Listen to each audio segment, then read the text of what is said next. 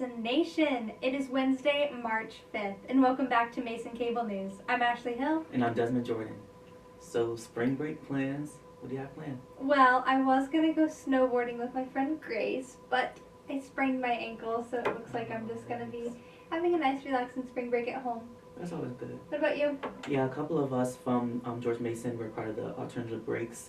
So we're headed to Philadelphia to work with the inner city youth through educational purposes. Basically like a volunteer trip, so I'm sure it'll be a great experience. Wow, that's definitely a good way to give back. It's definitely a different way than spring breaks in the past. So, in a society fueling racial stereotypes and saturating the mind of the average person, a group of Harvard College students began a photo campaign entitled #I2am_Harvard.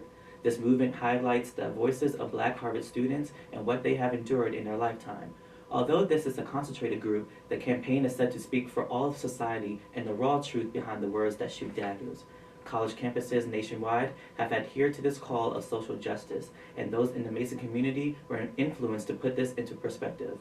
While George Mason University is immensely diverse with a plethora of nations represented, racial injustices and issues are not as pronounced as other institutions.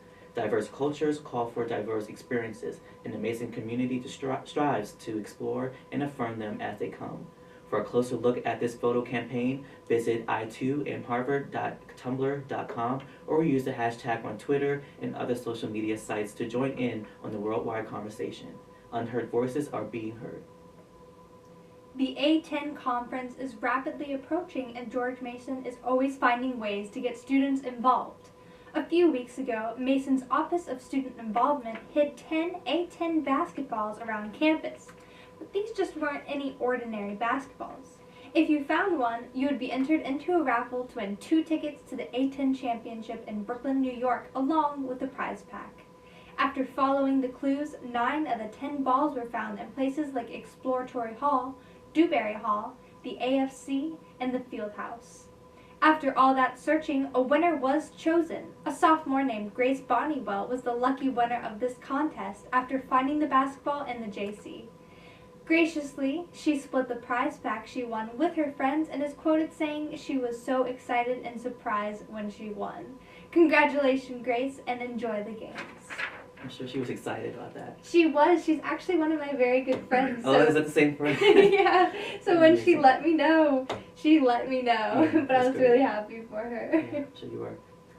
So, construction began in 2008, and now 6 years later, 35 Korean students and 6 American students made Mason Sondo campus their new temporary homes.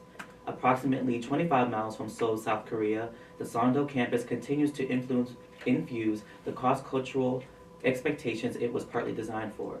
The campus is affiliated with the Songdo Global University campus in the Incheon Free Economic Zone. An astounding 42,000-acre lot was set aside for this highly anticipated project, now completed. While classes began Monday, March 3rd, the grand opening ceremony and celebration will commence March 9th through 10th. The admission process for the both parties of students differed in terms of English proficiency being required for the Korean students through standardized tests. The American students were chosen based on specific majors and areas of study. Although this is a unique study abroad program, Mason students will still continue to graduate on time as with their peers, not becoming a semester behind the pack. The class of 2018 is said to have management majors and economic majors amongst others to be announced as the time draws near. The Office of Global and International Studies will continue to update the Mason community on the progress of the Songdo campus, as well as give insight on the future travel opportunities for Mason students. Last week, the Mark Morris Dance Group, a dance company based in New York, came to George Mason Concert Hall to perform their culture-filled routine.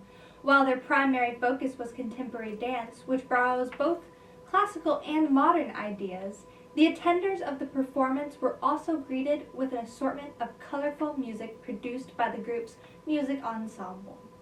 Under the direction of their instructor, the Mark Morris Dance Group turned their various numbers to a new form of art. They used their various shapes and forms to tell stories about all sorts of topics such as love. The dance group's routine was very much admired, and we hope that they'll make a second appearance at George Mason either this year or next. And we'll be right back after this commercial break. And now for your event run. This semester has felt so long, but luckily spring break is almost here. Tickets to Dulles Airport will be $15, and for regional cities, it'll be $25. All shuttles will depart from Research Hall in the Fairfax campus. Shuttles will be departing on Friday and Sunday during the afternoon. We're taking a break from undergrads, so this event is dedicated to all you GMU grads out there. Tomorrow from 5 p.m. to 7 p.m. in the Beacon Hall of Prince William campus, there will be a graduate social. The event will allow other graduate students to socialize with each other over free food. Enjoy, you deserve it. And now for your tweets of the day. First one is from Dan Ward. He said they should have slides in the JC to get from a higher floor to a lower floor quickly. Hashtag GMU. I think that would be really fun. That would be fun. A little scary. Yeah, slightly scary, definitely. Yeah. It like reminds me like as a child, like one of those jungle gyms, those long slides. Not the most safe, but we'll see. So your second tweet, at GMU Squirrels, especially animals like squirrels and other animals too, of course, kindness counts. And this is by GMU Squirrels in regard to Fairfax County telling drivers to beware of animals across the road during the snow conditions. Aww. Yeah. Oh, GMU Squirrels. Always touching Mason's heart. Definitely. Well, this will be our last broadcast before spring break, so we just wanted to say have fun and stay safe. Yes, definitely stay safe. So we're tuning out. I'm Desmond Jordan. And I'm Ashley Hill. Have a great spring break.